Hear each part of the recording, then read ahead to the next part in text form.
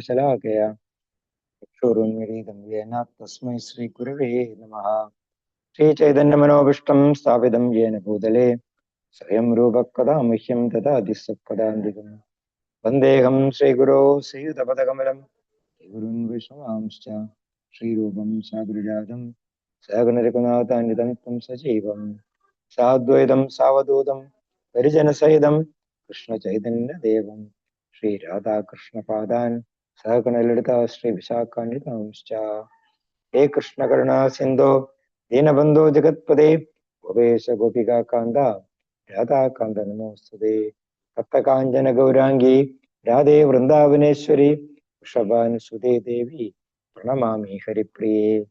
वाञ्छाकल्पतरुभ्यश्च कृपा सिन्धुभ्येव च पतितानां पावनेभ्यो वैष्णवेभ्यो नमो नमः। श्रीकृष्ण चैतन्य प्रभु नित्यानंद श्री अद्वैत गदाधर श्रीवासादि गौरभक्तवृंद हरे कृष्ण कृष्ण कृष्ण हरे हरे हरे राम राम राम हरे हरे. ഹരേ കൃഷ്ണ. ശ്രീമദ് ഭഗവത്ഗീത യഥാരൂപത്തിന്റെ പഠനവേദിയിലേക്ക് എല്ലാ ഭക്തജനങ്ങൾക്കും ഹാർദവമായ സ്വാഗതം. പുരുഷോത്തമ യോഗം എന്ന 15ാം അധ്യായമാണ് നമ്മൾ വായിച്ചു വരുന്നത്.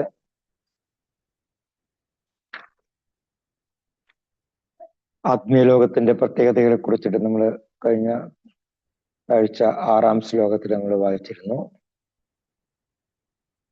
ഇനി എന്തുകൊണ്ടാണ് നമ്മൾ ഈ ഭൗതിക ലോകത്തിൽ കഷ്ടപ്പെടേണ്ടി വരുന്നതിനെ കുറിച്ചിട്ടാണ് ഭഗവാൻ 7ാമത്തെ ശ്ലോകത്തിൽ പറയുന്നത്. ശ്ലോകം 7. മമൈവാംശോ ജീവലോകേ ജീവഭൂതഃ സനാതനഃ മനഃഷഷ്ടാനി ഇന്ദ്രിയാണി പ്രകൃതിസ്ഥാനി കർഷതി. മമൈവാംശോ ജീവലോകേ ജീവഭൂതഃ സനാതനഃ മനഃഷഷ്ടാനി ഇന്ദ്രിയാണി പ്രകൃതിസ്ഥാനി കർഷതി. മമൈവാംശോ ജീവലോകേ ജീവഭൂതഃ സനാതനഃ മനഃഷഷ്ടാനി ഇന്ദ്രിയാണി പ്രകൃതിസ്ഥാനി കർഷതി. हरे कृष्णा प्रभु, धन्यवाद प्रणाम. हरे कृष्णा. ओम गुरुभ्यो नमः. ओम नमो भगवते वासुदेवाय. ममैवांशो जीवलोके जीवभूतः सनातना मनःषष्ठानीन्द्रियाणि प्रकृतिस्थानि कर्षति. हरे कृष्णा प्रभु. हरे कृष्ण. हरे कृष्ण प्रभु. हरे कृष्ण. ममैवांशोलोके जीवभूता सनातना मनःषष्ठानीन्द्रियाणि प्रकृतिस्थानि कर्षति. हरे कृष्ण प्रभु. हरे कृष्ण. ममैवांशो जीवलोके जीवभूतः सनातनः मनःषष्ठानीन्द्रियाणि प्रकृतिस्थानि कर्षति. हरे कृष्ण. हरे कृष्ण. ओम नमो भगवते वासुदेवाय. श्लोक 7.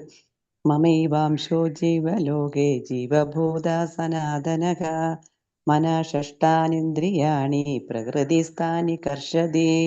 हरे कृष्ण. हरे कृष्ण. प्रणाम. हरे श्याम. ओम नमो भगवते वासुदेवाय. ओम गुरुभ्यो नमः.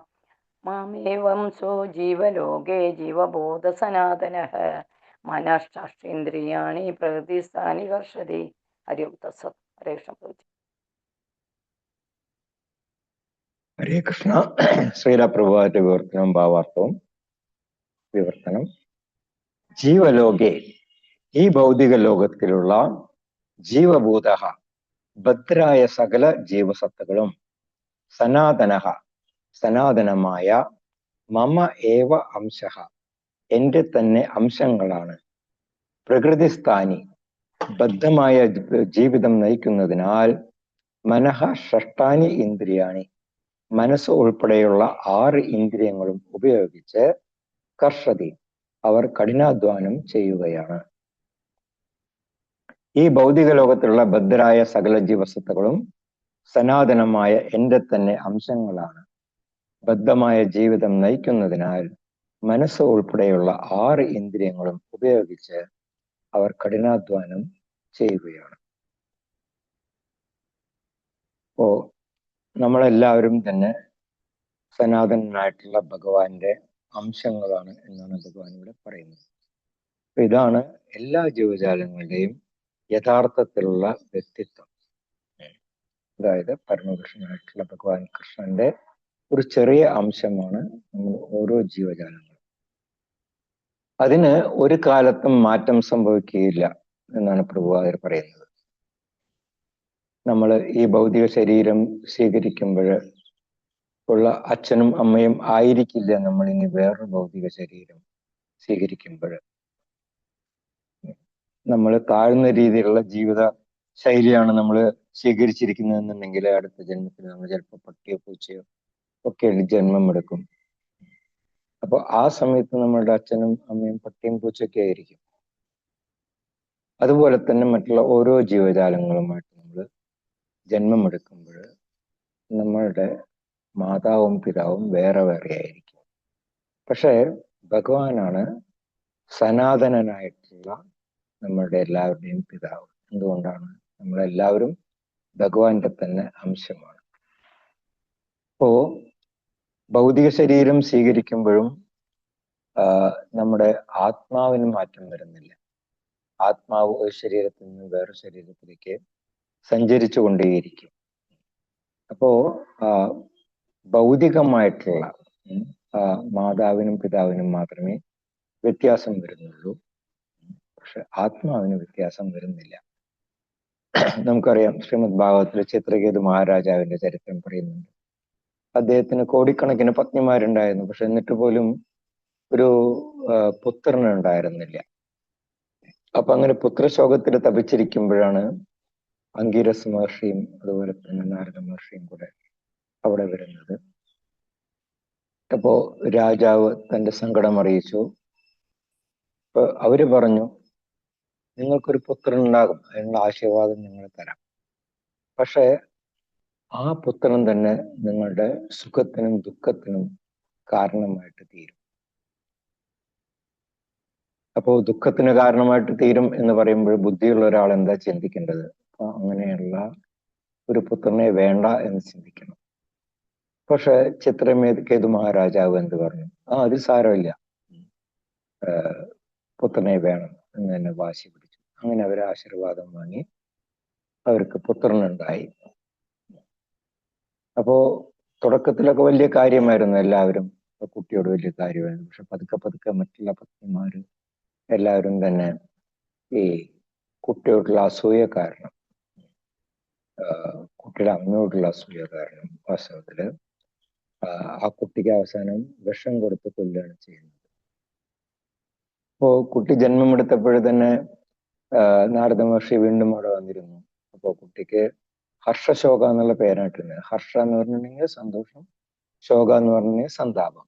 അപ്പൊ അത് രണ്ടും ചേർന്ന് ആ ജന്മത്തില് തന്നെ പിതാവിന് സങ്കടവും സന്തോഷവും നൽകുന്ന കാരണം ഹർഷശോക എന്നുള്ള പേര് കിട്ടി. പക്ഷെ ആ കുട്ടി മരിച്ചപ്പോൾ വീണ്ടും ചിത്രകേതു മഹാരാജാവിന് ദുഃഖമായി. അപ്പോ നാരദ മഹർഷി വീണ്ടും ആത്മാവിനെ തിരിച്ച് ആ ശരീരത്തിലേക്ക് കൊണ്ടുവരികയാണ് ചെയ്യുന്നത്. അങ്ങനെ ആത്മാവ് തിരിച്ച് ശരീരത്തിലേക്ക് വന്നപ്പോൾ ആ കുട്ടി സ്വന്തം പിതാവിന് ചിത്രകേതു മഹാരാജന് ജ്ഞാനോപദേശം ചെയ്യാനായിട്ട് തുടങ്ങി. അപ്പോ മഹാരാജാവിനെ പറഞ്ഞു മനസ്സിലാക്കുകയാണ് ചെയ്യുന്നത്, ഞാൻ ഒരുപാട് ജന്മങ്ങൾ സ്വീകരിച്ചിട്ടുണ്ട്. അതില് ഒന്നിൽ മാത്രമേ നിങ്ങൾ എൻ്റെ മാതാവും പിതാവുമായിട്ടുള്ളൂ. മറ്റുള്ള ജന്മങ്ങളെല്ലാം ഞാൻ വേറെ ഓരോ മാതാവിനെയും പിതാവിനെയുമാണ് സ്വീകരിച്ചിരുന്നത്. അങ്ങനെ ജ്ഞാനോപദേശം ചെയ്യുകയാണ് ചെയ്യുന്നത്. അപ്പോ ഇത് നമുക്ക് മനസ്സിലാക്കേണ്ടത് എന്താണെന്ന് വെച്ചിട്ടുണ്ടെങ്കിൽ ആത്മാവിന് മാറ്റം സംഭവിക്കുന്നില്ല. ജീവാത്മാവ് എല്ലാ കാലത്തും അംശഭൂതനാണ്. ജീവഭൂത സനാതന എന്നാണ് ഭഗവാൻ ഇവിടെ പറയുന്നത്. ഭഗവാന് അനേകം വിസ്തരണങ്ങളുണ്ട്. അത് രണ്ടു തരമായിട്ട് നമുക്ക് തിരിക്കാം. ഒന്ന് വിഷ്ണു തത്വങ്ങളും ഒന്ന് ജീവാത്മാക്കളും. ഇപ്പൊ വിഷ്ണു തത്വങ്ങൾ എന്ന് പറയുന്നത് ഭഗവാന്റെ തന്നെ സ്വാംശങ്ങളാണ്. അതിന് ഉദാഹരണം പറയുന്നുണ്ട് ശ്രീരാപ്രഭുപാദർ, ശ്രീരാമൻ, നരസിംഹം, പിന്നെ മറ്റുള്ള വിഷ്ണുമൂർത്തികള്, പിന്നെ വൈകുണ്ഠഗ്രഹങ്ങളിലുള്ള പ്രധാനപ്പെട്ട ദേവതന്മാര്, അവരെല്ലാവരും തന്നെ ഭഗവാന്റെ വിസ്തരണങ്ങളാണ്. അവര് വിഷ്ണു തത്വങ്ങൾ എന്നാണ് പറയുന്നത്. പിന്നെ രണ്ടാം തരക്കാരായിട്ടുള്ള ബാക്കി വിസ്താരങ്ങളാണ് വിഭിന്നാംശങ്ങള്, അല്ലെങ്കിൽ നമ്മൾ ജീവാത്മാക്കള് എന്ന പേരിൽ അറിയപ്പെടുന്നത്. അപ്പോ ജീവാത്മാക്കൾ എല്ലാവരും തന്നെ ഭഗവാന്റെ നിത്യദാസന്മാരാണ്. വിഭിന്നാംശങ്ങൾക്ക് തനതായിട്ടുള്ള വ്യക്തിത്വമുണ്ട്. അതുപോലെ തന്നെ ജീവാത്മാക്കൾക്കും തനതായിട്ടുള്ള വ്യക്തിത്വം.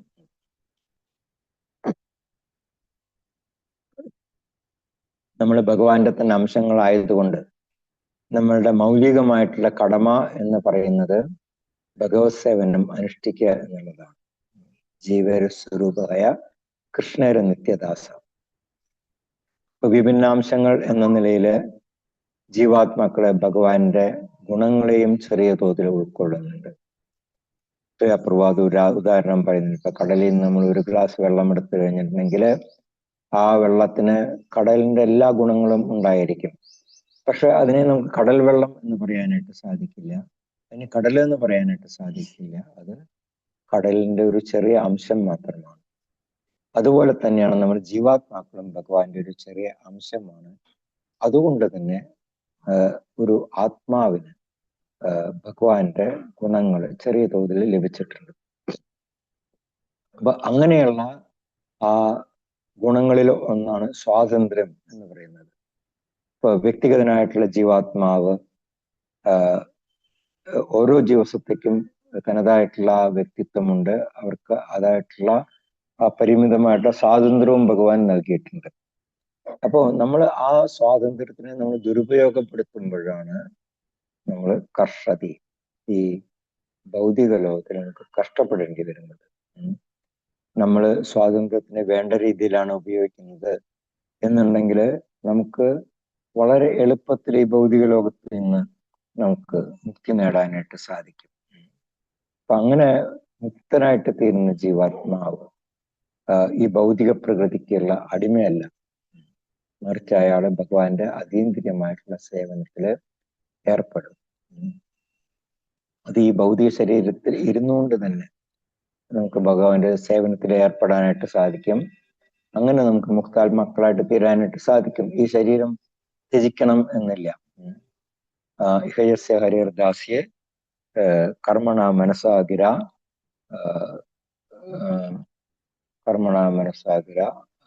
സ്വാധീനം മറന്നുപോയി. അപ്പോ അതിൽ പറയുന്നുണ്ട്, ജീവൻ മുക്ത സൗച്യത എന്ന് പറയുന്നുണ്ട്. നിഖിലേഷു അഭ്യവസ്ഥാസു ജീവൻ മുക്ത ഉച്ചത. അവര് ഏതവസ്ഥയിൽ ഇരുന്ന് കഴിഞ്ഞാലും ശരി, അവര് മുക്താത്മാക്കളാണ്. അപ്പോ ഒരു ഭൗതിക ശരീരത്തിൽ നിന്ന് മുക്തി നേടാനായിട്ട് ആ ശരീരം ത്യജിക്കണം എന്ന് യാതൊരു നിർബന്ധവും ഇല്ല. എന്നുള്ള പ്രധാനമായിട്ടുള്ള ഘടകം എന്ന് പറയുന്നത് നമ്മളുടെ ഇന്ദ്രിയങ്ങളെ ഭഗവാന്റെ സേവനത്തിന് വേണ്ടി അർപ്പിക്കുക എന്നുള്ളതാണ്. അപ്പോ അങ്ങനെ ആ പ്രേമഭരിതമായിട്ടുള്ള ഭക്തിയുത സേവനത്തില് നമ്മൾ ഏർപ്പെടുമ്പോൾ നമ്മൾ മുക്താത്മാക്കളായിട്ട് തീരും. പക്ഷെ ബദ്ധമായിട്ടുള്ള നമ്മുടെ ഈ ജീവിതത്തില് നമ്മൾ അങ്ങനെ ആ ഭക്തിയുത സേവനം ചെയ്യാനായിട്ട് മറന്നു പോകും. അതിന് പകരം നമ്മൾ എന്ത് ചെയ്യും? നമ്മുടെ ഈ ശരീരത്തിനെ നമ്മൾ നിലനിർത്താൻ വേണ്ടിയിട്ട് നമ്മളുടെ ഇന്ദ്രിയങ്ങൾ ഉപയോഗിച്ചിട്ട് നമ്മൾ കഷ്ടപ്പെടും. ഭഗവാനും നമ്മളും തമ്മിലുള്ള ബന്ധം എന്ന് പറയുന്നത് പിതാവും പുത്രനും പോലെയാണ്. ആ ബന്ധം നമുക്ക് ഒരിക്കലും വേർപ്പെടുത്താനായിട്ട് സാധിക്കില്ല. ഇപ്പോ ഒരു ലെക്ചറിൽ ശ്രീലപ്രഭുപാദർ പറയുന്നത് വിവാഹ ബന്ധം എന്നൊക്കെ പറയുന്നത് അത് എന്തെങ്കിലും കാരണം കൊണ്ട്, ഒരു കാരണം ഇല്ല എന്നുണ്ടെങ്കിലും അത് പലപ്പോഴും വേർപ്പെടാറുണ്ട്. പക്ഷെ ഒരു പിതാവും പുത്രനും തമ്മിലുള്ള ബന്ധം എന്ന് പറയുന്നത് അങ്ങനെയല്ല. ചിലപ്പോൾ മക്കൾ വീട്ടിൽ നിന്ന് പിണങ്ങിപ്പോയിന്നിരിക്കും, ചിലപ്പോൾ അച്ഛനെ മറന്നുപോയിന്നിരിക്കും, പക്ഷെ കുറെ കഴിയുമ്പോൾ ചിലപ്പോൾ തിരിച്ചു വന്നിരിക്കും. ഏതൊക്കെ തരത്തിലായി കഴിഞ്ഞാലും ശരി, ആ ബന്ധം ഒരിക്കലും അറ്റുപോകുന്നില്ല. അത് നമുക്ക് രജിസ്റ്റർ ഓഫീസിൽ പോയിട്ട് രജിസ്റ്റർ ചെയ്ത ബന്ധം വേർപ്പെടുത്താനായിട്ട് സാധിക്കില്ല. പിതാവും പുത്രനും തമ്മിലുള്ള ബന്ധം, വിവാഹബന്ധം നമുക്ക് അതിനെ വേർപ്പെടുത്താനായിട്ട് സാധിക്കും. അപ്പൊ അതാണ് പിതാവും പുത്രനും തമ്മിലുള്ള ബന്ധം. അപ്പോ ഭഗവാൻ കൃഷ്ണൻ നമ്മുടെ പരമപിതാവായത് കൊണ്ട് തന്നെ നമുക്ക് ആ ബന്ധം എല്ലാ കാലത്തും നിലനിൽക്കുന്ന ഒരു ബന്ധമാണ്. നമ്മളെല്ലാവരും തന്നെ ഭഗവാന്റെ അംശങ്ങളാണ്. അത് തന്നെയാണ് ഭഗവാൻ ഈ ശ്ലോകത്തിൽ പറയുന്നത്, മമ്മൈവാംശോ ജീവലോകെ ജീവഭൂതഃ. അപ്പോ അത് ശാശ്വതമായിട്ടുള്ള ബന്ധമാണ്. പക്ഷെ നമ്മളത് മറന്നു പോകുന്നത് കൊണ്ടാണ് നമുക്ക് കഷ്ടപ്പെടേണ്ടി വരുന്നത്. പലപ്പോഴും നമ്മൾ ചിന്തിക്കും നമ്മൾ ഇന്ത്യക്കാരാണ്, അല്ലെങ്കിൽ കേരളത്തിലുള്ളവരാണ്, അല്ലെങ്കിൽ കൊല്ലത്ത് ജനിച്ചവരാണ്. അപ്പോ എൻ്റെ ജന്മഭൂമി എന്ന് പറയുന്നത് കൊല്ലമാണ്. അപ്പൊ അതിനോട് പ്രത്യേക മമത. പക്ഷെ അതെല്ലാം താൽക്കാലികമായിട്ടുള്ള ബന്ധങ്ങളാണ്. ഈ കൊല്ലത്തോടുള്ള ബന്ധം, അല്ലെങ്കിൽ ജന്മം തന്ന പിതാവിനോടും മാതാവിനോടുള്ള ബന്ധം, അതെല്ലാം താൽക്കാലികമായിട്ടുള്ള ബന്ധങ്ങൾ. അപ്പോ ഭഗവാനുമായിട്ടുള്ള ശാശ്വതമായിട്ടുള്ള ആ ബന്ധം നമ്മൾ എപ്പോഴാണ് തിരിച്ചറിയുന്നത്, അപ്പോഴാണ് നമുക്ക് ഭഗവത്ധാമത്തിലേക്ക് തിരിച്ചു പോകാനായിട്ട് സാധിക്കുന്നത്. നമ്മളെല്ലാവരും ഭഗവാന്റെ അടുത്തേക്ക് തിരിച്ചു ചെല്ലാൻ വേണ്ടിയിട്ടാണ് ഭഗവാൻ ആകാംക്ഷയോട്ട് കാത്തിരിക്കുന്നത്. ഇപ്പോ നമുക്ക് ഇപ്പോൾ ലഭിച്ചിട്ടുള്ള ഈ ദുർലഭമായിട്ടുള്ള ഈ മനുഷ്യ ജീവിതം, അത് നമ്മൾ ഭഗവാനുമായിട്ടുള്ള ആ ബന്ധത്തിനെ പറ്റിയുള്ള അറിവ് നേടാനും, അങ്ങനെ നമ്മളുടെ ഈ ജന്മം നമ്മൾ ഭഗവാന്റെ സേവനത്തിന് വേണ്ടി വിനിയോഗിക്കാനും നമുക്ക് ശ്രമിക്കണം. ഇപ്പോൾ കലിയുഗ ധർമ്മമായിട്ടുള്ള ആ തിരുനാമം ജപിക്കാനും, അതുപോലെ കലിയുഗ യജ്ഞമായിട്ടുള്ള നാമസങ്കീർത്തനം അനുഷ്ഠിക്കാനും നമുക്ക് ഈ മനുഷ്യ ശരീരത്തിൽ ഇരുന്നുകൊണ്ട് മാത്രമേ സാധിക്കുള്ളൂ. യജ്ഞൈഹി സങ്കീർത്തന പ്രായർ യജന്തീഹി സുമേധസഹ. ബുദ്ധിയുള്ള ആൾക്കാര് ഭഗവാന്റെ നാമസങ്കീർത്തനത്തിൽ ഏർപ്പെടും എന്ന് ശ്രീമദ് ഭാഗവതത്തിൽ പറയുന്നുണ്ട്. പന്നികളും ഭഗവാന്റെ അംശമാണ്, അവർക്കും നാക്കുണ്ട്, പക്ഷെ അവർക്ക് തിരുനാമം ജപിക്കാനായിട്ട് സാധിക്കില്ല. അവർക്ക് നാവ് കൊണ്ട് എന്ത് ചെയ്യാനായിട്ട് സാധിക്കും? അവർക്ക് അമേദ്യം രുചിക്കാനായിട്ട് സാധിക്കും. അപ്പോ ഇത്രയും ഈ പവിത്രമായിട്ടുള്ള മനുഷ്യ ശരീരം ലഭിച്ചിട്ട് പോലും നമ്മള് കഷ്ടപ്പെടുന്നു. മനഃഷ്ടാനി ഇന്ദ്രിയാനി കർഷതി. എന്തുകൊണ്ട് കഷ്ടപ്പെടുന്നു? അതാണ് ഭഗവാൻ ഇവിടെ പറയുന്നത്. നമ്മള് ഭഗവാനെ വിസ്മരിച്ചുകൊണ്ട് നമ്മൾ ഭൗതികമായിട്ടുള്ള പുരോഗതിക്ക് വേണ്ടി ശ്രമിക്കുമ്പോൾ നമ്മള് കഷ്ടപ്പെടേണ്ടി വരികയാണ്. പക്ഷെ നമുക്ക് നമ്മുടെ മനസ്സിനെ പാകപ്പെടുത്തി എടുക്കാനും അതുപോലെ തന്നെ നമുക്ക് മനസ്സുകൊണ്ട് മറ്റുള്ള ഇന്ദ്രിയങ്ങളെ നിയന്ത്രിക്കാനും സാധിക്കും. ഇപ്പൊ മനസ്സുകൊണ്ട് നമുക്ക് വേണമെങ്കിൽ ഒരു പന്നിയെ പോലെ അല്ലെങ്കിൽ നായെ പോലെ ജീവിക്കാം. അതുപോലെ തന്നെ നമുക്ക് മനസ്സിനെ പാകപ്പെടുത്തിയെടുക്കാൻ വെച്ചാൽ നമുക്ക് ദേവതമാരെ പോലെ സത്വഗുണത്തിൽ ജീവിക്കാം. അപ്പോൾ മൃഗങ്ങളും ഭക്ഷണം കഴിക്കുന്നുണ്ട്, നമ്മൾ മനുഷ്യരും ഭക്ഷണം കഴിക്കുന്നുണ്ട്. പക്ഷേ ആ ക്വാളിറ്റിയിൽ വ്യത്യാസമുണ്ട്. മൃഗങ്ങൾ കഴിക്കുന്ന ഭക്ഷണവും മനുഷ്യർ കഴിക്കുന്ന ഭക്ഷണവും തമ്മിൽ ക്വാളിറ്റിയിൽ വ്യത്യാസമുണ്ട്. അപ്പം നമ്മൾ മൃഗങ്ങളെ പോലെ മാംസാഹാരം മറ്റുള്ള ഭക്ഷണങ്ങളൊക്കെ കഴിക്കുകയാണെന്നുണ്ടെങ്കിൽ നമ്മൾ മൃഗങ്ങൾക്ക് തുല്യരായിരിക്കും. വലിയ വലിയ ഋഷീശ്വരന്മാര് മനോനിയന്ത്രണത്തിൽ കൂടെയാണ് ആത്മസാക്ഷാത്കാരം നേടിയിട്ടുള്ളത്. അവർക്കെല്ലാം വർഷങ്ങളോളം കഠിന തപസ് അനുഷ്ഠിക്കാനും അതുപോലെ തന്നെ ജലപാനം പോലും ചെയ്യാതെ ഇരിക്കാനും അവർക്ക് സാധിച്ചിരുന്നു. എന്തുകൊണ്ടാണ്? അവർക്ക് അവരുടെ ഇന്ദ്രിയങ്ങളുടെ മേല് നിയന്ത്രണം ഉണ്ടായിരുന്നു. അപ്പോൾ ഇന്ദ്രിയങ്ങളെ നിയന്ത്രിക്കലാണ് നമുക്ക് ഏറ്റവും പ്രധാനമായിട്ടുള്ള കാര്യം. ഇന്ദ്രിയങ്ങളെ നിയന്ത്രിക്കണം എന്നുണ്ടെങ്കിൽ നമ്മൾ ആദ്യം നിന്നാണ് മനസ്സിനെ പാകപ്പെടുത്തിയിട്ട് എടുക്കണം. ഈ ഭൗതിക ലോകത്തുള്ള എല്ലാ ജീവാത്മാക്കളും മനുഷ്യരും മൃഗങ്ങളും മാത്രമല്ല, ഈ ഭൗതിക പ്രപഞ്ചത്തിനെ ഭരിക്കുന്ന ഈ ബ്രഹ്മദേവൻ, വിഷ്ണു, ശിവാദികള് എല്ലാവരും തന്നെ പരമപുരുഷനായിട്ടുള്ള ഭഗവാന്റെ അംശങ്ങളാണ്. അവരാരും തന്നെ ക്ഷണിക നേരത്തേക്ക് പ്രത്യക്ഷപ്പെട്ടവരല്ല. അവരെല്ലാവരും തന്നെ ശാശ്വതരാണ്. എന്തുകൊണ്ടാണ് ഈ ബദ്ധനായിട്ടുള്ള ജീവാത്മാവ് കഷ്ടപ്പെടുന്നത്? കാരണം നമ്മൾ ഇരുമ്പ് ചങ്ങലുകളെ കൊണ്ട് ബന്ധിക്കപ്പെട്ടതുപോലെ ആ മിഥ്യാഹങ്കാരത്തിന്റെ കൊടുക്കപ്പെട്ടിരിക്കുന്നത് എന്തുകൊണ്ടാണ്? നമ്മുടെ മനസ്സിനെ നിയന്ത്രിക്കാനായിട്ട് നമ്മളുള്ള ആ പരിശീലനം നേടിയിട്ടില്ല, അതുകൊണ്ടാണ്. അപ്പോ ശ്രീപ്രഭുവാർ പറയുന്നതാണ്, ഈ നമ്മളെ ഈ ഭൗതിക ലോകത്തിലേക്ക് പിടിച്ചു വലിച്ചു കൊണ്ടുവരുന്നതിന് എന്താണ്? നമ്മുടെ മനസ്സാണ്. നമ്മുടെ മനസ്സ് സത്വഗുണ സമ്പന്നം ആണ് എന്നുണ്ടെങ്കിൽ നമ്മൾ നല്ല കർമ്മങ്ങൾ ചെയ്യും. മനസ്സ് രജോ ഗുണഭരിതമാണ് എന്നുണ്ടെങ്കിൽ നമ്മൾ തമോ ഗുണത്തിന് അടിമപ്പെടും.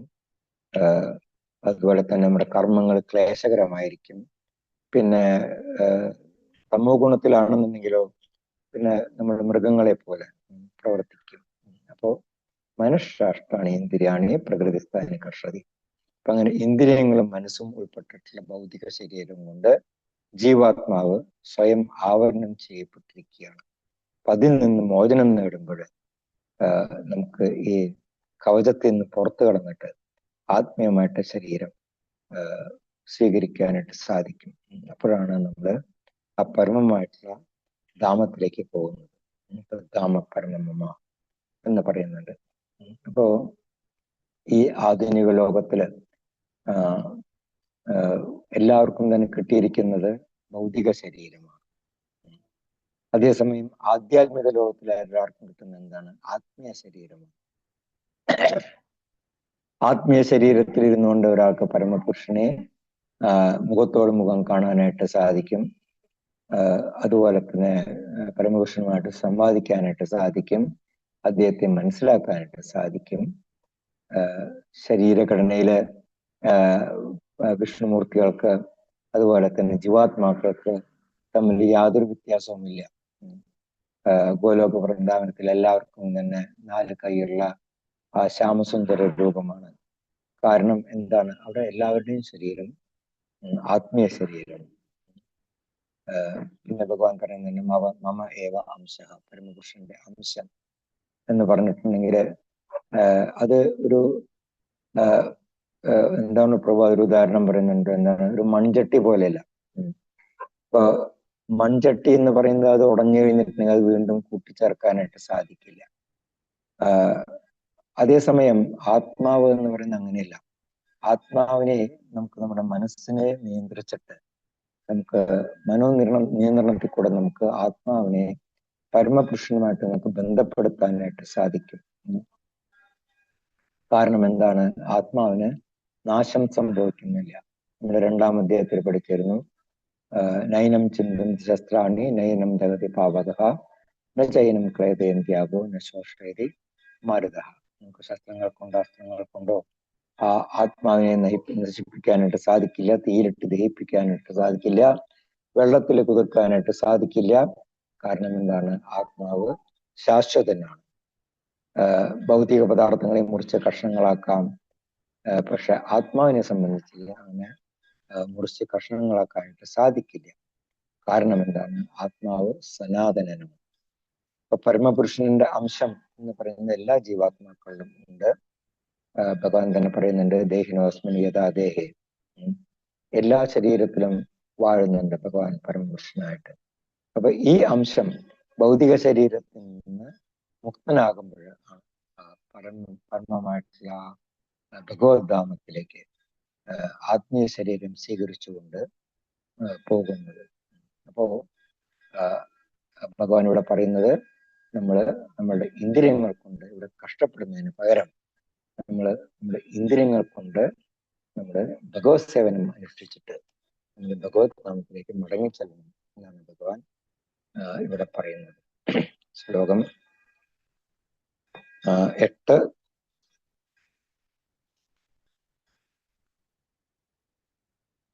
എങ്ങനെയാണ് ആത്മാവ് ഒരു ശരീരത്തിൽ നിന്ന് വേറെ ശരീരത്തിലേക്ക് യാത്ര ചെയ്യുന്നത് എന്നുള്ളതാണ് 8-ാമത്തെ ശ്ലോകത്തിൽ പറയുന്നത്. ശരീരം യദവാപ്നോതി യശ്ചാപ്യുക്രാമതി ഈശ്വരഃ ഗൃഹീത്വൈതാനി സംയാതി വായുർഗന്ധാനി വാശയാത്. ശരീരം യദവാപ്നോതി യശ്ചാപ്യുക്രാമതി ഈശ്വരഃ ഗൃഹീത്വൈതാനി സംയാതി വായുർഗന്ധാനി വാശയാത്. ശരീരം യദവാപ്നോതി യശ്ചാപ്യുക്രാമതീശ്വരഃ ഗൃഹീത്വൈതാനി സംയാതി വായുർഗന്ധാനി വാശയാത്. ഹരേ കൃഷ്ണ. ഓം നമോ ഭഗവതേ വാസുദേവായ. ശരീരം യദ്വാപ്നോതി യച്ഛാവി ഉത്ക്രമതീശ്വര ഗൃഹീത്വയേതാനി സംയാതി വായുർഗന്ധാനി വാശയാത്. ഹരേ കൃഷ്ണ. ഹരേ കൃഷ്ണ. ഓം നമോ ഭഗവതേ വാസുദേവായ. ശരീരം യദവാപ്നോതി യച്ഛാപ്യുത്ക്രാമതീശ്വര ഗൃഹീത്വൈതാനി സംയാതി വായുർഗന്ധാനി വാശയാത്. ഹരേ കൃഷ്ണ. ഹരേ കൃഷ്ണ. ശരീരം യദവാപ്നോതി യച്ഛാപി ഉത്ക്രമാദീശ്വരഃ ഗൃഹീത്വൈതാനി സംയാതി വായുർഗന്ധാനി വാശയാത്. ഹരേ ഹരേ കൃഷ്ണ. കൃഷ്ണ. ശരീരം യദവാപ്നോതി യച്ഛാപ്യുത്ക്രാമതീശ്വരഃ ഗൃഹീത്വൈതാനി സംയാതി വായുർഗന്ധാനി വാശയാത്. ഹരേ കൃഷ്ണ. ഹരേ കൃഷ്ണ. ശരീരം യഥവാപ്നോതി യച്ചാപ്യുത്ക്രാമതീശ്വരഃ ഗൃഹേ ദ്വൈതാനി സംയാതി വായുർഗന്ധാനി വാശയാത്. ഹരേ കൃഷ്ണ. ഓം നമോ ഭഗവതേ വാസുദേവായ. ശരീരം യഥവാപ്നോതി യച്ഛായുക്രമാദീശ്വരഃ ഗൃഹത്തൈതാനി സംയാതി വായുർഗന്ധാനി വശയാത്. കൃഷ്ണ. ഹരേ കൃഷ്ണ. ഓം നമോ ഭഗവതേ വാസുദേവായ. ശരീരം യഥവാപ്നോതി യച്ഛാപ്യുത്ക്രാമതീശ്വരഃ ഗൃഹീത്വൈതാനി സംയാതി വായുർഗന്ധാനി വാശയാത്. ഹരേ കൃഷ്ണ. ഹരേ കൃഷ്ണ. ശ്രീലപ്രഭുവിവർത്തനം ഭാവാർത്ഥം. ഈശ്വര ഭൗതിക ശരീരം സ്വീകരിച്ച ജീവാത്മാവ് വായു കാറ്റ് ആശയാത് സ്രോതസ്സിൽ നിന്ന് ഗന്ധാനി ഇവ ഗന്ധങ്ങളെ എന്ന പോലെ ഏതാനി ഇന്ദ്രിയങ്ങളെയും മനസ്സിനെയും ഗ്രഹിച്ചിട്ട് യത് ശരീരം ഉത്ക്രാമതി ഒരു തരത്തിലുള്ള ശരീരം ഉപേക്ഷിച്ച് അവാപ്നോതി മറ്റൊരു തരത്തിലുള്ള ശരീരം സ്വീകരിക്കുന്നു.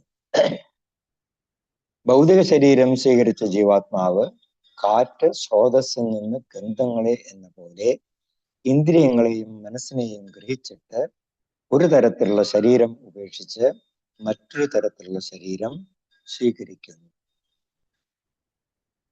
ഈശ്വര. അപ്പൊ ഈ ശ്ലോകത്തില് ജീവാത്മാവിനെ ഈശ്വര എന്നാണ് ഭഗവാൻ പറയുന്നത്. എന്തുകൊണ്ടാണ് ഈശ്വരൻ എന്ന് പറഞ്ഞിട്ടുണ്ടെങ്കിൽ കൺട്രോളർ, നിയന്ത്രിക്കുന്ന വ്യക്തി എന്നുള്ള അർത്ഥമാണ്. അപ്പൊ സ്വന്തം ശരീരത്തെ നിയന്ത്രിക്കാൻ കഴിവുള്ള വ്യക്തിയാണ് ഇവിടെ ഭഗവാൻ ഈശ്വരൻ എന്ന് പറയുന്നത്. തനിക്ക് ഇഷ്ടമാണ് എന്നുണ്ടെങ്കിൽ ജീവാത്മാവിനൊരു മേന്മ കൂടിയിട്ടുള്ള ശരീരം സ്വീകരിക്കാം. അതല്ല എന്നുണ്ടെങ്കിൽ താഴ്ന്ന തരത്തിലുള്ള ശരീരം സ്വീകരിക്കാം. നമ്മള് 8-ാം അധ്യായത്തിൽ നമ്മൾ വായിച്ചിരുന്നു. യം യം വാപി സ്മരൺ ഭാവം ത്യജത്യന്തേ കളേവരം തം തമേവൈതി കൗന്ദേയ സദാ തദ്ഭാവ ഭാവിതഃ. നമ്മള് സ്മരൺ ഭാവം ത്യജത്യന്തേ കളേവരം നമ്മള് ശരീരം ത്യജിക്കുന്ന സമയത്ത് യം യം വാപി നമ്മള് എന്താണ് ചിന്തിക്കുന്നത്, എന്തിനെ കുറിച്ചാണ് നമ്മൾ ചിന്തിക്കുന്നത്, നമ്മള് അതിനെ കുറിച്ചിട്ടാണ് തീർച്ചയായിട്ടും നമുക്ക് അടുത്ത ജന്മത്തില് സംഭവിക്കുന്നത്. ഇപ്പോ ശ്രീമദ് ഭാഗവതത്തിൽ ഇപ്പൊ വേട്ടാളന്റെ വംശവ്രതവിനെ കുറിച്ചിട്ടൊരു ഉദാഹരണം പറയുന്നു 11-ാം സ്കന്ധത്തില്. അതായത് വേട്ടാളന് സ്വയം ഈ വംശവർദ്ധനുള്ള ആ ഒരു കഴിവില്ല.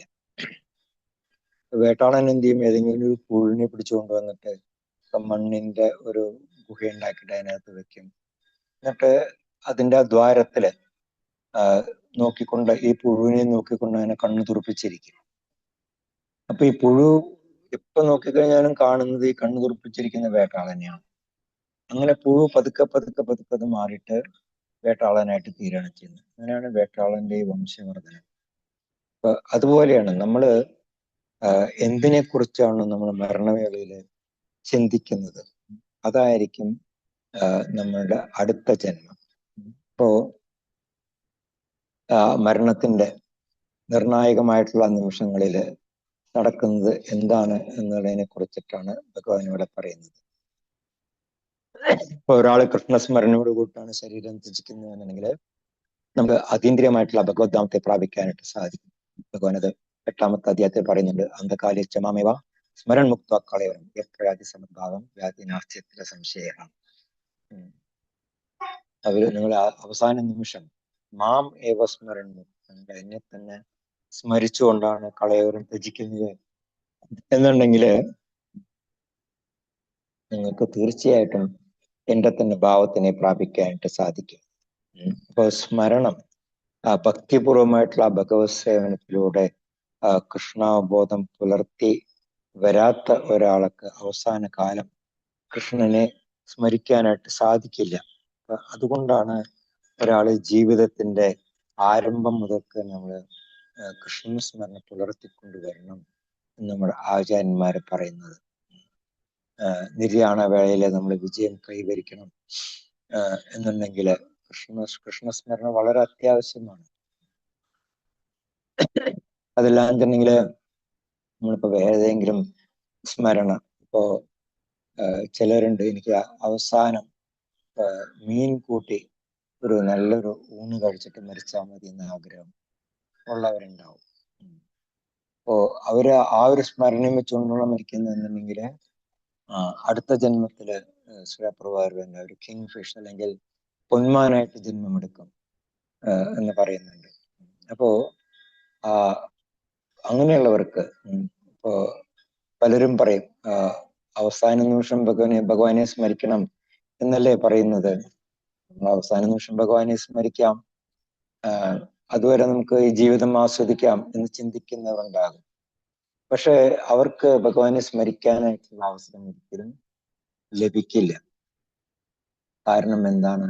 അവര് ആചരിച്ചിട്ടില്ല. അപ്പൊ ആചാരം വളരെ പ്രധാനമായിട്ടുള്ള ഒരു കാര്യമാണ്. പലരും പറയാറുണ്ട് നമുക്ക് ധാമില് വന്നിട്ട് ശരീരം ത്യജിക്കണം എന്ന് പറഞ്ഞിട്ട് വരുന്നവരുണ്ട്. അപ്പോ ധാമിൽ വന്നിട്ട് ഭക്തരെ പോലെ ജീവിക്കാതെ വെറുതെ ധാമില് വസിക്കുക എന്ന് മാത്രം പറഞ്ഞുകൊണ്ട് കാര്യമില്ല. ധാമില് വന്നിട്ട് നമ്മൾ ആധ്യാത്മികമായിട്ട് നമ്മളുള്ള ആചാരങ്ങൾ അനുഷ്ഠിക്കണം. അതല്ലെങ്കിൽ എന്ത് പറ്റും? അവസാന നിമിഷം ചിലപ്പോ ബന്ധുക്കള് എന്ത് ചെയ്യും? ഇയാൾക്ക് അസുഖമായി ബോധം കെട്ട് കിടന്നു, നേരെ എടുത്തിട്ട് കൽക്കട്ടയ്ക്ക് കൊണ്ടുപോകും, വഴിക്ക് വെച്ച് മരിക്കുകയും ചെയ്യും. അപ്പൊ ധാമില് വെച്ച് മരിക്കണം എന്നുള്ള ആഗ്രഹം അതെല്ലാം വെള്ളത്തിലായി പോകും. അപ്പോ നമ്മൾ ജീവിതത്തിൽ ഇതെല്ലാം പ്രാവർത്തികമായിട്ട് നമ്മൾ അനുഷ്ഠിക്കണം. അപ്പോൾ മാത്രമേ നമുക്ക് അവസാന നിമിഷം ഭഗവാനെ സ്മരിക്കാനായിട്ട് സാധിക്കുള്ളൂ. വലിയ ഭാരത സമ്രാട്ടായിരുന്നു ഭരത മഹാരാജാവ്. അദ്ദേഹത്തിന് എന്ത് പറ്റി? ഒരു മാൻകുട്ടിയുടെ സ്മരണ വന്നു. ആ മരണസമയത്ത് ആ മാൻകുട്ടി വെള്ളത്തൊളിച്ചു പോകുന്നത് അത് കണ്ടുകൊണ്ടാണ് അദ്ദേഹം ശരീരം ത്യജിക്കുന്നത്. അതുകൊണ്ട് അദ്ദേഹം ഈ കൊട്ടാരം എല്ലാം ഉപേക്ഷിച്ചിട്ട് തപസ്സനുഷ്ഠിക്കാൻ വേണ്ടി കാട്ടിൽ വന്നതാണ്. പക്ഷെ അവസാന നിമിഷം അദ്ദേഹം മാൻകുട്ടി ഓർത്തുകൊണ്ട് ശരീരം ത്യജിച്ച കാരണം അടുത്ത ജന്മം അദ്ദേഹത്തിന് മാനായിട്ട് ഉള്ള ശരീരം സ്വീകരിക്കേണ്ടി വന്നു. അപ്പോ ഒരു മാനായിരുന്നിട്ട് കൂടി അദ്ദേഹത്തിന് തന്റെ പൂർവ്വജന്മത്തിലെ പ്രവർത്തനങ്ങൾ ഓർമ്മയുണ്ടായിരുന്നു. എന്തുകൊണ്ടാണ്? അദ്ദേഹം അത് ആചരിച്ചു വന്നിരുന്നു. അവസാന നിമിഷം ഒരു അബദ്ധം പറ്റിപ്പോയി എന്നുണ്ടെങ്കിലും അദ്ദേഹം അത് ആചരിച്ചു വന്നിരുന്നു. അതുകൊണ്ട് തന്നെ അദ്ദേഹത്തിന് പൂർവ്വ ജന്മത്തിന്റെ സ്മരണയുണ്ടായി. അതുകൊണ്ട് തന്നെ മാന്റെ ശരീരം ത്യജിച്ചിട്ട് അദ്ദേഹത്തിന് വീണ്ടും ഒരു മനുഷ്യ ശരീരം സ്വീകരിക്കാനായിട്ടും അതുവഴി ഭഗവത് സാക്ഷാത്കാരം നേടാനായിട്ടുള്ള അവസരം അദ്ദേഹത്തിന് കിട്ടി. അപ്പോ ഒരാളുടെ ജീവിതകാലം മുഴുവൻ സംഭരിച്ചു പോരുന്ന വിചാരങ്ങളാണ് മരണ നിമിഷങ്ങളുടെ സ്മരണയ്ക്ക് കളമൊരുക്കുന്നത്. എല്ലാം തന്നെ ഒരു ഈ പ്രാക്ടീസ് അല്ലെങ്കിൽ ഒരു ആചാരം വളരെ ആവശ്യമാണ്. ഇപ്പോ ഒരു ഉദാഹരണം പറയുകയാണെങ്കിൽ ഇപ്പൊ പുരുഷോത്തമ മാസമാണ്. അപ്പോ അതിരാവിലെ ഇട്ടിട്ട് ഗംഗാസ്നാനം, അതുപോലെ മംഗളാരതി, അങ്ങനെയുള്ള കാര്യങ്ങള് ഇതെല്ലാം ആചരിക്കണം എന്നുണ്ടെങ്കിൽ അത് ഇപ്പോ പുരുഷോത്തമ മാസം വരുന്നത് 3 വർഷത്തിലൊരിക്കലാണ്. അപ്പൊ ബാക്കിയുള്ള 59 മാസം ഈ രാവിലെ 8 മണി വരെ കിടന്നുറങ്ങുന്നവർക്ക് ഈ ഒരു മാസം ഒരിക്കലും രാവിലെ ഈ ബ്രഹ്മമുഹൂർത്തത്തിൽ എഴുക്കാനായിട്ട് സാധിക്കില്ല. അപ്പോ ഇതെല്ലാം തന്നെ നമ്മുടെ ജീവിതത്തിൽ ആചരിക്കുമ്പോൾ മാത്രമേ നമുക്ക് ഇത് പ്രാവർത്തികമായിട്ട് നമുക്ക് ചെയ്യാനായിട്ട് സാധിക്കുള്ളൂ. അപ്പോ ശരീരത്തിന് വരാവുന്ന മാറ്റം അത് ജീവനെ ആശ്രയിച്ചിട്ടാണ് ഇരിക്കുന്നത് എന്നാണ് ഭഗവാൻ ഈ ശ്ലോകത്തിൽ പറയുന്നത്. മരണസമയത്ത് നമ്മൾ സ്വയം വളർത്തിയെടുക്കുന്ന അവബോധമാണ് നമ്മൾ ഇനി എടുക്കാൻ പോകുന്ന ശരീരം എന്തായിരിക്കണം എന്നുള്ളത് തീരുമാനിക്കുന്നത്. അപ്പൊ തൻ്റെ ബോധത്തിനെ ഒരു പൂച്ചയുടെ അല്ലെങ്കിൽ പട്ടിയുടെ മട്ടിലാണ് നമ്മൾ ആക്കി തീർക്കുന്നത് എന്നുണ്ടെങ്കിൽ തീർച്ചയായിട്ടും നമുക്ക് അത്തരമൊരു ശരീരമായിരിക്കും അടുത്ത ജന്മത്തിൽ ലഭിക്കുന്നത്. അപ്പോ ഈ ജന്മത്തില് നമ്മൾ സാത്വിക ഭാവത്തോടു കൂടിയിട്ട് ജീവിക്കുക, അതുപോലെ തന്നെ നിരന്തരമായിട്ടുള്ള കൃഷ്ണസ്മരണ പുലർത്തുക, ആചാര്യന്മാർക്ക് ഉപദേശിച്ചു തന്നിട്ടുള്ള യമനിയമങ്ങളെല്ലാം അനുഷ്ഠിക്കുക. അപ്പോ അങ്ങനെ ചെയ്യുന്നവർക്ക് അവസാന നിമിഷത്തിലും ഭഗവത് സ്മരണ ഉദിക്കും. അപ്പൊ അതുവഴി നിങ്ങൾക്ക് ആധ്യാത്മിക ശരീരം ലഭിക്കുകയും ചെയ്യും. ഓരോ വ്യക്തിഗത ആത്മാവും ഒരു ദേഹം മറ്റൊന്നിലേക്ക് പോകുന്നുണ്ട്. ശ്രീപ്രഭുവാർ ഭാവാർത്ഥത്തിൽ എഴുതുന്നുണ്ട്, ഈ ഒരു ശരീരത്തോട്ട് ജീവിതം അവസാനിച്ചു എന്ന് കരുതുന്ന ഒരു മണ്ടന്മാരാണ്. അപ്പൊ ഈ ജന്മത്തിലെ കർമ്മങ്ങളും ശരീരവും ആണ് നമ്മുടെ അടുത്ത ജന്മത്തിലെ ശരീരത്തിനെ തീരുമാനിക്കുന്നത്. കർമ്മങ്ങൾക്കനുസരിച്ച് നമുക്ക് വ്യത്യസ്തങ്ങളായിട്ടുള്ള ശരീരങ്ങള് നമ്മൾ സ്വീകരിക്കേണ്ടി വരും. അതുകൊണ്ട് നമ്മൾ നിരന്തരമായിട്ടുള്ള നാമജപം, കൃഷ്ണസ്മരണ, ഇതെല്ലാം തന്നെ നമ്മൾ വളർത്തിയെടുക്കണം. അതാണ് ഈ ആത്മീയമായിട്ടുള്ള പുരോഗതിക്കുള്ള ഉത്തമമായിട്ടുള്ള മാർഗം എന്ന് പറഞ്ഞുകൊണ്ടാണ് ശ്രീപ്രഭുപാദർ ഈ ശ്ലോകത്തിന്റെ ഭാവാർത്ഥം അവസാനിപ്പിക്കുന്നത്. അപ്പോ ഈ മാസം എന്ന് പറയുന്ന പുരുഷോത്തമ മാസം ഇന്നലെ മുതൽ ഈ പ്രാവശ്യത്തെ പുരുഷോത്തമ മാസം ആരംഭിച്ചു. അതിനെ വേറൊരു പേര് അധിക മാസം എന്നും കൂടെ പറയുന്നുണ്ട്. അപ്പോ ഇതിന് ഇപ്പൊ പ്രത്യേകിച്ച് ഒരു സമയം ഉണ്ടോ എന്ന് ചോദിച്ചു കഴിഞ്ഞിട്ടുണ്ടെങ്കിൽ ഇതിന് പ്രത്യേകിച്ച് ഒരു കൃത്യമായിട്ടുള്ള കാലയളവ് ഈ അധിക മാസത്തിന് ഇല്ല. എന്തുകൊണ്ടാണ്? അതിന് ആ കാൽക്കുലേഷൻ അങ്ങനെയാണ്. ഇപ്പൊ കാലനിർണയം എന്ന് പറയുന്നത് ഒന്ന് ഈ സൂര്യൻ ഭൂമിയെ കറങ്ങുന്ന ആ കാലയളവ്, അതൊരു കാലനിർണയം. അതുപോലെ തന്നെ ചന്ദ്രൻ ഭൂമിയെ കറങ്ങുന്ന കാലയളവ്, അത് വെച്ചിട്ടും കാലത്തിനെ നിർണയിക്കും. അപ്പോ സൂര്യൻ ഭൂമിയെ കറങ്ങാനായിട്ട് 365 ദിവസം എടുക്കുന്നുണ്ട്. അതേസമയം ചന്ദ്രൻ ഭൂമിയെ കറങ്ങാനായിട്ട് എടുക്കുന്നത് 354 ദിവസവും കുറച്ച് മണിക്കൂറുകളും ആണ് എടുക്കുന്നത്. അപ്പൊ അങ്ങനെ വരുമ്പോൾ ഓരോ വർഷത്തിലും 10 ദിവസം വീതം കുറയുകയാണ് ചെയ്യുന്നത്. സൂര്യന് ഭൂമിയെ കറങ്ങാൻ എടുക്കുന്ന സമയത്തിനേക്കാൾ 10 ദിവസവും ചില്ലറ സമയവും ഓരോ വർഷവും കുറഞ്ഞു വരും. അപ്പൊ അങ്ങനെ വരുമ്പോൾ 3 വർഷത്തിലൊരിക്കലാണ് ഈ പുരുഷോത്തമ മാസം വരുന്നത്. എന്തുകൊണ്ടാണ് അതിനെ പുരുഷോത്തമ മാസം എന്ന് പറയുന്നത്? കാരണം പൊതുവെ എല്ലാവരും ഇതിനെ മലമാസം, കാരണം എന്താണ്, ഇതൊന്നും തന്നെ ഈ കാറ്റഗറിയിൽ വരുന്നില്ല. ഇപ്പൊ December to January to December, അല്ലെങ്കിൽ നമ്മുടെ മലയാളം മാസം കലണ്ടർ എടുത്തു കഴിഞ്ഞിട്ടുണ്ടെങ്കിൽ, അല്ലെങ്കിൽ വൈഷ്ണവ കലണ്ടർ എടുത്തു കഴിഞ്ഞിട്ടുണ്ടെങ്കിൽ, ഇതെല്ലാം ഫിക്സ്ഡ് ആയിട്ടുള്ള ഓരോ മാസങ്ങളുണ്ട്. പക്ഷെ അതിലൊന്നും തന്നെ ഈ പുരുഷോത്തമ മാസം കാണാനായിട്ട് സാധിക്കില്ല. അപ്പോ പുരുഷമാസത്തിന്റെ പ്രത്യേകത എന്ന് പറഞ്ഞിട്ടുണ്ടെങ്കിൽ, എല്ലാവരും ഈ മാസത്തിനെ റിജക്ട് ചെയ്തപ്പോൾ ഭഗവാൻ അതിനെ സന്തോഷപൂർവ്വം സ്വീകരിച്ച് ഭഗവാന്റെ തന്നെ പേര് കൊടുത്തു. പുരുഷോത്തമൻ എന്ന് പറഞ്ഞിട്ടുണ്ടെങ്കിൽ ഉത്തമനായിട്ടുള്ള പുരുഷൻ. അപ്പോ അതുകൊണ്ടാണ് ഈ പുരുഷോത്തമ മാസം എന്നുള്ള പേര് ഈ അധിക മാസത്തിന് വന്നത്.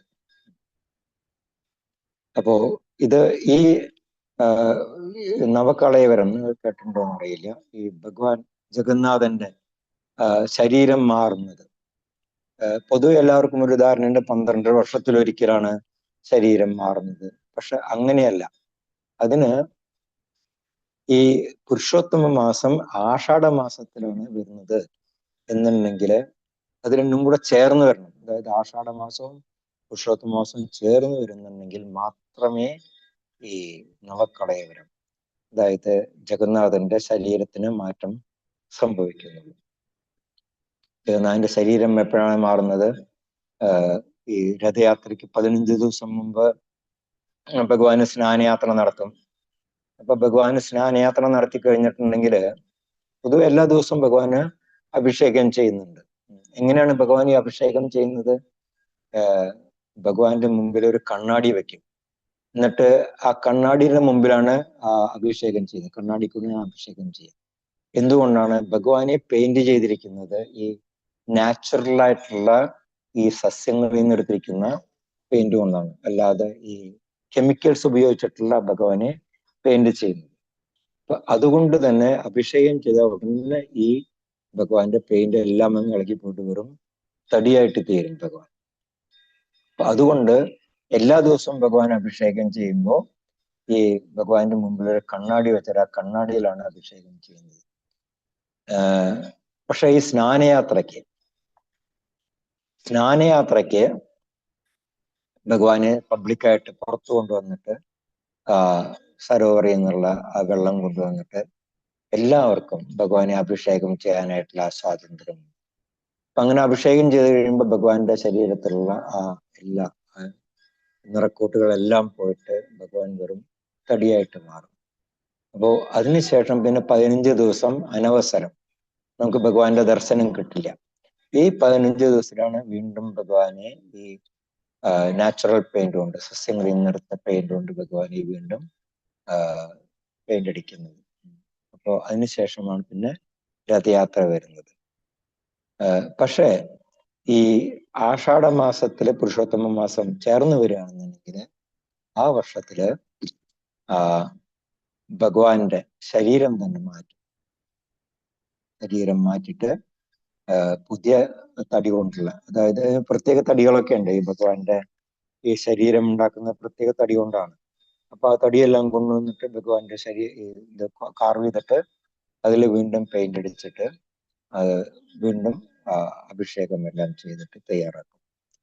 അപ്പോൾ അങ്ങനെ വരുന്ന ഈ പുരുഷോത്തമ മാസത്തില് ഈ ഭഗവാന് ഈ നവകളയവരം ചെയ്യുമ്പോൾ ആ സമയത്ത് ഈ അനവസരം എന്ന് പറയുന്നത് 15 ദിവസമല്ല, അതിൽ കൂടെ ഒരു അഡീഷണൽ ആയിട്ട് 30 ദിവസം കൂടി, അതായത് 1.5 മാസം ഉണ്ടായിരിക്കും. അതിനുശേഷമാണ് പിന്നെ രഥയാത്ര വരുന്നത്. ഇതിനെല്ലാം അതിൻ്റെതായിട്ടുള്ള കാൽക്കുലേഷൻസ് ഉണ്ട്. അപ്പൊ അത് പ്രകാരമാണ് എല്ലാം നടക്കുന്നത്. അപ്പോ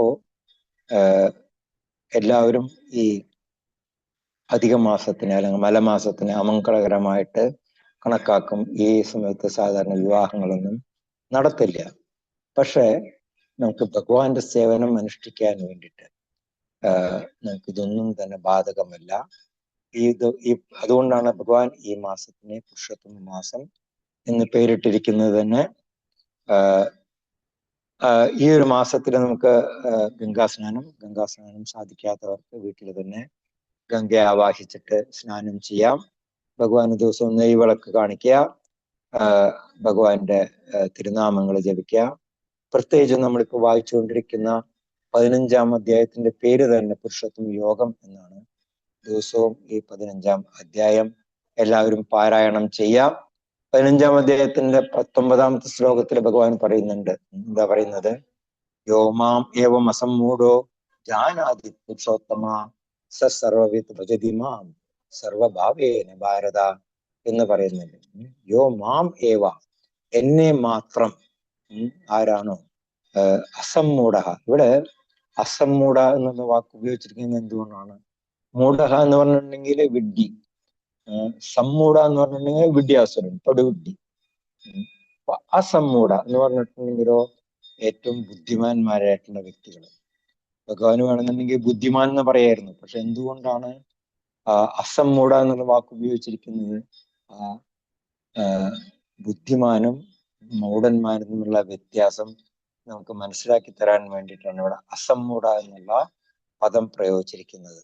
വിദ്യാസുരന്മാർ ഒരിക്കലും ഭഗവാനെ ആശ്രയിക്കില്ല. അതേസമയം അല്ലെങ്കിൽ വിദ്വാൻമാര് എപ്പോഴും ഭഗവാനെ ആശ്രയിക്കാനായിട്ട് തയ്യാറാവും. അപ്പൊ അങ്ങനെ ജാനാദി പുരുഷോത്തമൻ, ഞാനാണ് പുരുഷോത്തമൻ എന്നുള്ളത് മനസ്സിലാക്കിക്കൊണ്ട് സർവവിധ ഭജതിമാൻ, എല്ലാ പ്രകാരത്തിലും എന്നെ ഭജിക്കുന്നത് ആരാണ്? അവര് സർവഭാവേന ഭാഗത, എല്ലാ രീതിയിലും എന്നെ പ്രാപിക്കും എന്നാണ് പറയുന്നത്.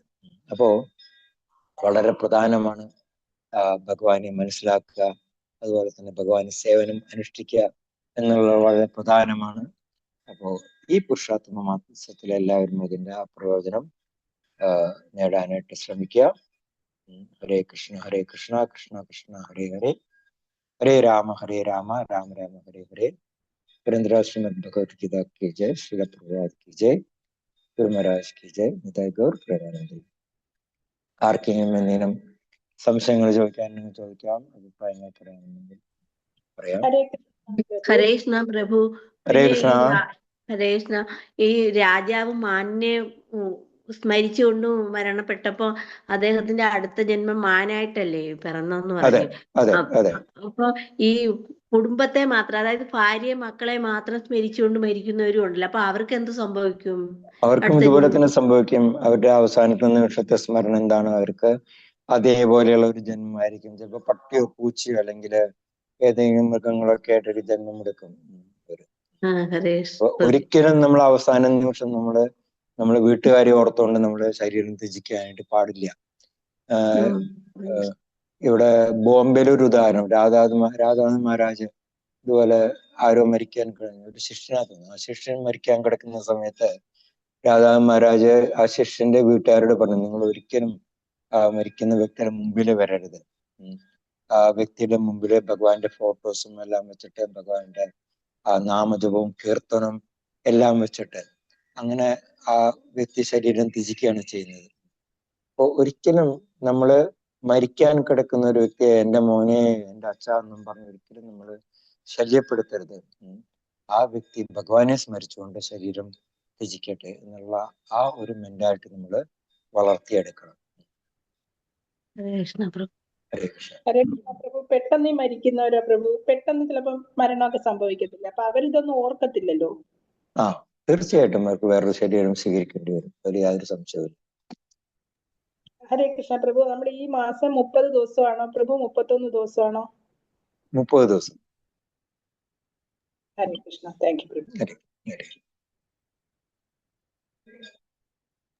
ഹരേ കൃഷ്ണ പ്രഭുജി, സാധാരണ നമ്മൾ നെയ്വിളക്ക് കൊടുത്തി ആരതി കഴിക്കുന്നു, മംഗളാരതി ഒക്കെ കഴിക്കുന്നു. പിന്നെ ഈ സമയത്ത് അതിന് പ്രത്യേകതയായിട്ട് ജലവർഷവും ചൊല്ലിയിട്ട് നെയ്വിളക്ക് അതിന്റെ ആവശ്യമില്ല. ഹരേ കൃഷ്ണ പ്രഭുജി, പ്രണാമം. ഹരേ കൃഷ്ണ. വേറെ എന്തെങ്കിലും സംശയം? അവിടെ ആൾക്കാരുണ്ടോ പ്രഭു? തള്ള് കാണാൻ പറ്റുന്നുണ്ട്? ഭയങ്കര തിരക്കാ, കാണുന്നില്ല ടി വി. മംഗളാരതി കാണുന്നുണ്ട്. നമ്മള് നിർമാല്യം നമ്മുടെ ഗ്രൂപ്പിന് കിട്ടുന്നുണ്ട് ഇപ്പൊ, ഭഗവത് കൃപ കാരണം. അത്യാവശ്യം ആൾക്കാരൊക്കെ ഉള്ളതായിട്ട് കാണാൻ പറ്റുന്നുണ്ട്. പ്രഭു അവിടെ എന്താ അവിടെ എത്ര സമയമായി കാണും? ഇപ്പൊ ഇവിടെ 6:53. ഇവിടുത്തെ സമയം തന്നെ അല്ലേ? അവിടെ മഴയുണ്ടോ? ഉണ്ടായിരുന്നു, 2 ദിവസം മുമ്പ് ഉണ്ടായിരുന്നു. ഇപ്പൊ ചൂടായി, ഇന്നലെ തൊട്ട് ചൂടായി. എന്തെങ്കിലും പറയാനാണോ പ്രഭു? 31 പ്രഭു പറഞ്ഞില്ലേ, 31 വരെ കിടക്കുന്നു. 30 ദിവസമാണ്. കലണ്ടറിൽ അങ്ങനെ കിടന്നാ പിന്നെ അങ്ങനെയല്ലേ? കലണ്ടറിൽ ഇത് കാണില്ലല്ലോ, ഈ പുരുഷോത്തമ മാസം കലണ്ടറിൽ കാണില്ല. ഹരേ കൃഷ്ണ. നമ്മൾ സംസാരിച്ചത് പുരുഷോത്തമ മാസം നവകളേബരം എന്നതുകൊണ്ട് ഉദ്ദേശിക്കുന്നത് പ്രഭു? അത് ശരീരം മാറ്റും. ഭഗവാന്റെ ജഗന്നാഥ സ്വാമിയുടെ ശരീരം നമ്മള് മാറ്റും. അത് വരുന്നത് ഈ പുരുഷോത്തമ മാസവും ആഷാഢമാസവും ചേർന്ന് വരുന്ന സമയത്താണ്. അത് 12 വർഷം കൂടുമ്പോ ആയിരിക്കണം. ചിലപ്പോൾ 5 വർഷത്തിലാവാം, ചിലപ്പോൾ 19 വർഷത്തിലാവാം, ചിലപ്പോൾ 20 വർഷത്തിലാവാം. പക്ഷെ ഈ 2 മാസവും കൂടെ ചേർന്ന് വരുന്ന വർഷത്തിൽ മാത്രമേ ജഗന്നാഥ സ്വാമിയുടെ ശരീരം മാറ്റുള്ളൂ.